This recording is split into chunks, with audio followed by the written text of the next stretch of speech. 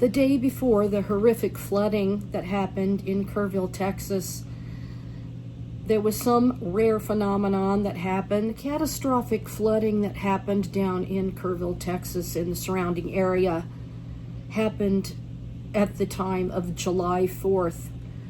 But just before that, on July 3rd, the International Space Station astronaut Nicole Ayers captured a rare phenomenon from orbit.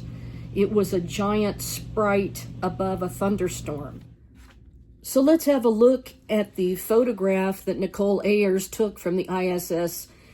And this was just on July 3rd, right before the major flooding in the same vicinity where the sprite occurred only hours after that.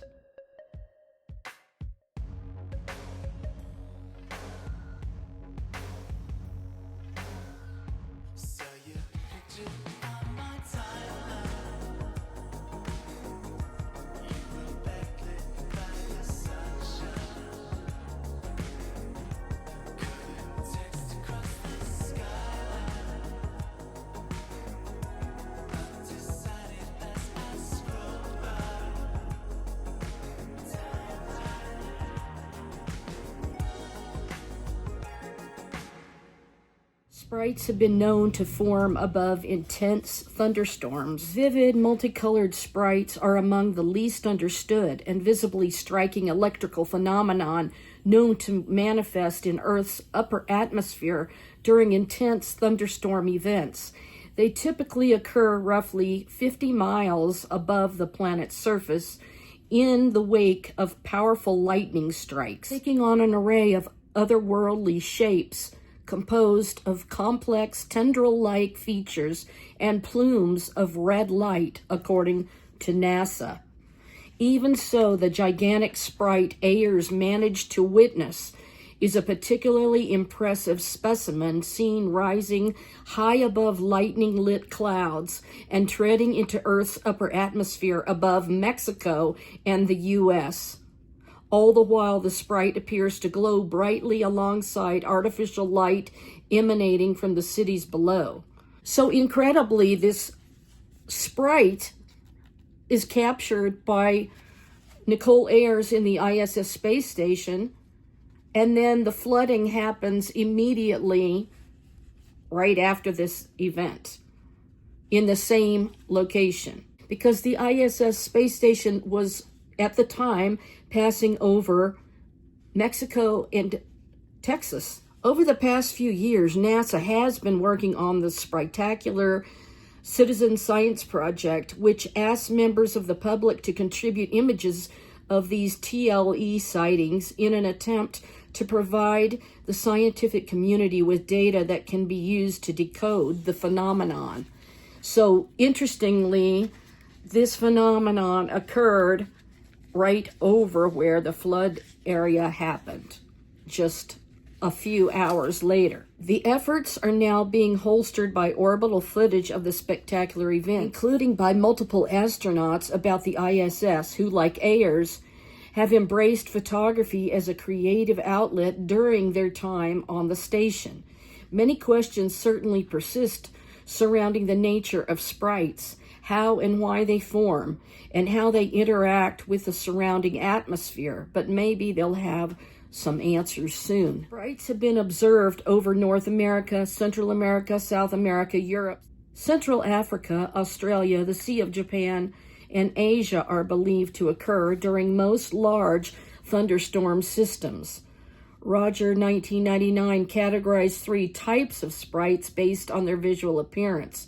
There's the jellyfish sprite, which is very large, up to 50 by 50 kilometers, which is 31 by 31 miles.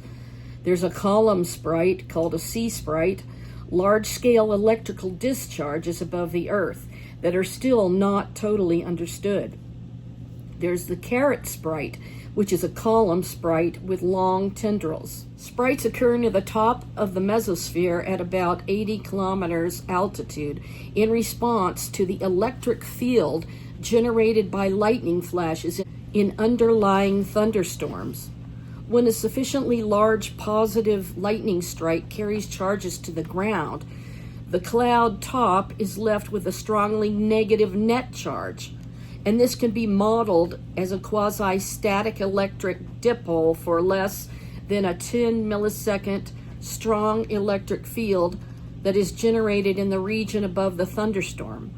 In the low pressure of the upper mesosphere, the breakdown voltage is drastically reduced, allowing for an electron avalanche to occur. Now, the reason why this fascinates me, if you've ever read my book, The Almond Tree, Aaron's Rod, the Messiah, King of Israel, and the Lord revealed a bunch of details to me about the resurrection of Jesus and the shroud image, I talked about the lightning and I talked about the static electricity and many details along these lines. So this is fascinating when I asked, does a sprite happen during thunder and lightning? And it said, yes, red sprites are related to thunderstorms and lightning. They are a type of electrical discharge, which I talked about the electrical discharge in my book, that happens high above thunderstorms, typically triggered by powerful cloud-to-ground lightning strikes. These luminous events are known as transient luminous events, TLEs. And here's a more detailed explanation. Sprites are not the same as regular lightning. They are a separate electrical phenomenon that occurs much higher in the atmosphere, called the mesosphere, than typical lightning. They're triggered by lightning. Sprites are strongly associated with positive cloud-to-ground lightning strikes, which transfer a large amount of charge from the cloud to the ground, creating a powerful electrical field. Sprites appear as reddish or orange flashes above the thunderstorm clouds. They are faint and short-lived, not always visible, only lasting milliseconds, making them difficult to see with the naked eye. Besides sprites, there are other TLEs like blue jets and elves, which are also related to thunderstorm activity but have different characteristics. In essence, while sprites are a distinct phenomenon, they are linked to the electrical activity of thunderstorms, specifically powerful positive cloud-to-ground lightning strikes, according to scientists in the University of Albany and others.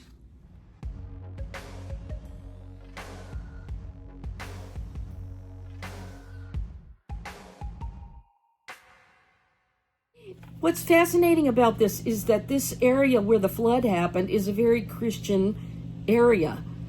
And the hill country is very well known, where all these campers go, and there's lots of camps around there. They're Christian camps. And of course, there's a famous artist gentleman, I think his name is Max Greiner, and he has a gigantic cross with a garden there in Kerrville. And he was interviewed by Stephen Strang, and he mentioned and showed the two eclipses that crossed over Kerrville.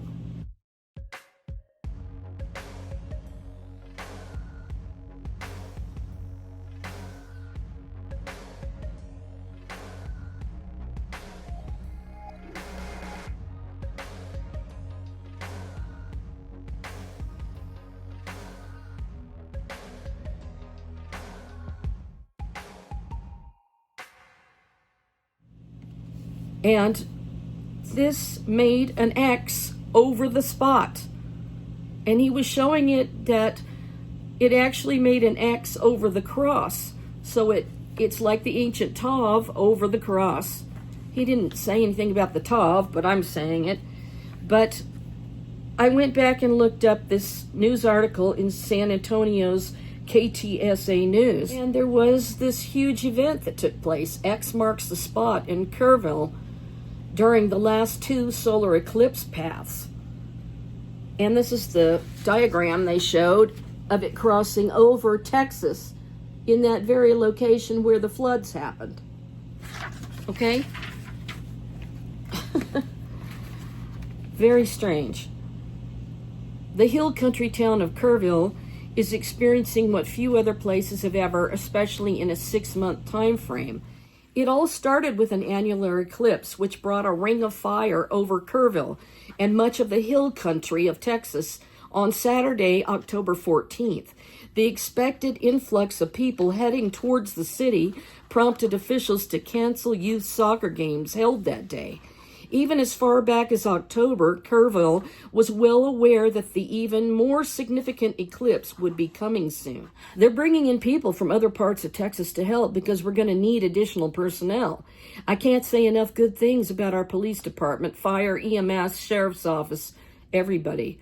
Kerrville has the unusual distinction, along with few other hill country communities, of sitting in the middle of the X pattern, which I pointed out was the Hebrew letter Tav. And it's made by, and this was in the past, October's annular eclipse and Monday's total eclipse. So this happened back in 2024, I believe. And it says, we are right smack dab in the middle, and this will be the only time people will see this. Visitors as far away as London, England, are making their way to Kerrville for the total eclipse, which already happened, of course, but it looked like Mother Nature may not cooperate with everyone's plans. Cloud cover and possibly severe weather were expected. So Kerrville, Texas, where this astonishing catastrophe just happened with the Guadalupe River just raging, and a wall of water that in some places was 40 feet high. And it only happened within a short period of time. So Kerrville, Texas, was situated in the path of both the October 14th, 2023 annular solar eclipse and the April 8th, 2024 total solar eclipse. This made Kerrville a prime location to view both events, with the annular eclipse creating a ring of fire and the total eclipse resulting in several minutes of daytime darkness, according to the Kerrville Convention and Visitors Bureau. Annular solar eclipse that happened October 14th of 2023. This eclipse created a ring of fire effect as the moon passed in front of the sun. The total solar eclipse of April 8th of 2024, this eclipse completely blocked the sun, plunging Kerrville into the darkness for several minutes, according to NASA's solar system exploration. Kerrville experienced a long duration of totality during the total solar eclipse, making it a desirable viewing location, according to the city of Kerrville.gov. Kerrville hosted the Kerrville Eclipse Festival in Louise Hayes Park for the total solar eclipse, featuring educational speakers, live music, and NASA's presence. So this artist that has this gigantic cross on top of hill country there in Kerrville, he basically was saying that these phenomenons happened over Kerrville and over the cross. Now, I'm not sure that he knows that that X is actually the Hebrew Tav, but it's a sign of the covenant. And interestingly, it went over the location where he has this famous artwork of his that is there on the hillside. So it's really strange that this Sprite happened and happened to be captured by this astronaut, Nicole Ayers, from the International Space Station. There was huge lightning and thunder at the time of the flood. God is allowing these signs for some reason to get our attention. And if you want to go see that gentleman's channel, I don't know anything about him. I just saw a picture he held up of the X across Kerrville. His ministry is called the King is Coming Foundation. And I guess he has, he has a whole web page where he explains all of what he believes, which I haven't fully read or anything. I just wanted to share these phenomenon that obviously means something and that we should pay attention, because what are the odds of that X falling right over the very spot where the Sprite happens, the very spot where the eclipses happened, is the same place that in 2025, in July, on the 4th of July, the catastrophic floods happened. So there's a lot of speculation about rain cloud seeding and all of that. I've known that that was possible for a long, long time because living here in Colorado, we're very well aware of the fact that the ski slopes, they generate snow. They have snow machines that they actually seed the clouds to create snow. So that's been going on at the ski slopes for years and years and years. And yes, they can turn on these snow blowers, and seed the clouds so that it will snow, and cover the slopes with nice layers of snow for skiers to ski down. We just need to be paying more attention to these things because there's astonishing sort of coincidences, but really nothing is a coincidence with God. So I just wanted to share these things and tell you about it in case you hadn't heard about it. And I'll see you in the next one. Shalom.